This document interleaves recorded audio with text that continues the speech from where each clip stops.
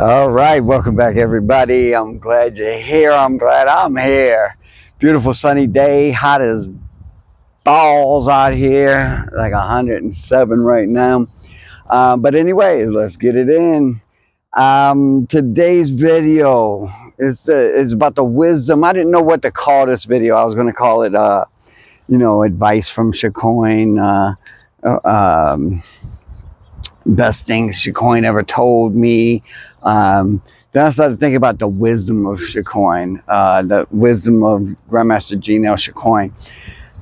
Man, I know him and I had our differences, and him and I said some things, but he loved the hell out of me. I love the hell out of him, and to this day, teacher, wherever you are, I pray that you're in peace. But one thing that, a couple of things that he said to me that really, I mean, a lot of things. I've got 3 notebooks packed with information of what he said. I wrote down so much, and being with him so often, really, I got so much information. But a couple of things I want to really get to today is, and I might have mentioned this in the previous videos, but whenever we would do techniques in that, teacher would always talk about spawning more.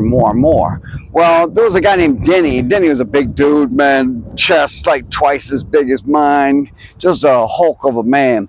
And he would always come in on Saturdays after I would finish teaching class, and then we would train together for an hour or two, whatever, And so a lot of times before teacher would leave, he would check out what we're doing, and then he would leave.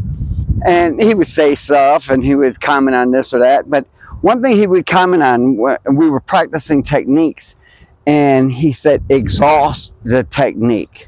Meaning, like, if I came in and I parried an arm across and I'm hitting, what else could I do? What else could he do? So Denny would have to think, what else could he do? He would turn, whatever.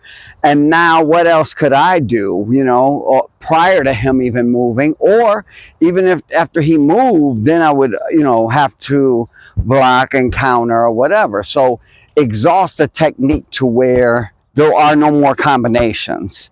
That's what he meant by that, and to really take a technique as far as you could possibly take it. All right. The other thing that he said one day, Denny and I would spar. A lot of times we wouldn't spar until everybody was gone, but this particular time we were sparring, and I could tear Denny up pretty easily. And it's no knock on Denny. It's just the amount of time I had. I had way too many years of this, and but we would practice. I mean, it's good sparring, and who knows, a hulking dude like that in a real fight might have killed me, so you never know. So I'm not trying to talk shit or anything like that, but one thing teacher said to me was, Denny's this big. He said, why are you trying to be that tall, Steve? Meaning, here I am with this big dude, and I'm standing up high too. And he was like, you're short. Use your weakness as a strength. And so that's what else I thought about naming this video. So whatever this video comes out titled, I don't know yet, but it's to use your weaknesses. Take your weaknesses and make them your strength. He told me good martial artists will hide their weaknesses and use their strengths. Great martial artists will take their weaknesses and make them their strengths. So he was like, you're sparring, didn't get lower even, and explode. Now you've got more explosiveness, everything else. Why are you trying to be as tall as him? And man, it just clicked in my head so well when he said that. So I wanted to say that to all of you. Exhaust the technique. If you have techniques that you work on a regular basis, say you're hitting a heavy bag or something and you do whatever, exhaust it. What else could you do? What else could you do? What else could you do? What could he do? What could he do? What could he do from that position? Okay.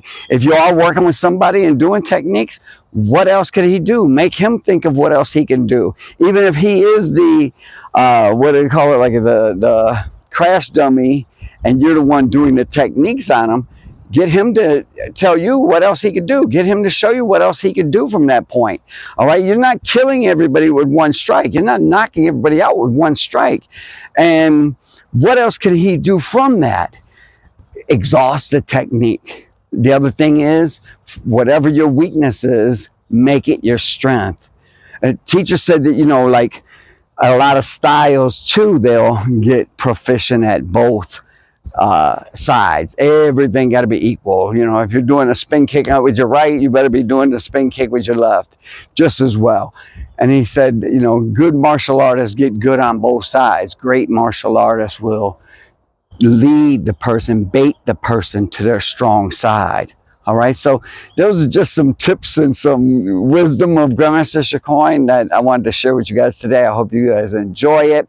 If you are getting something out of this channel, let's bump it up, man, and get some subscriptions in there and hit the like button. If you like the video, do you guys want me to sing and dance for you to get a like or what? So hit the like button if you like the video. If not, hit the dislike button. All right, it all helps. And comment, like, share. Peace. Oh, I wasn't going to leave it with peace anymore. This is what my tagline is going to be at the end of all my videos from now on. Remember who the fuck you are.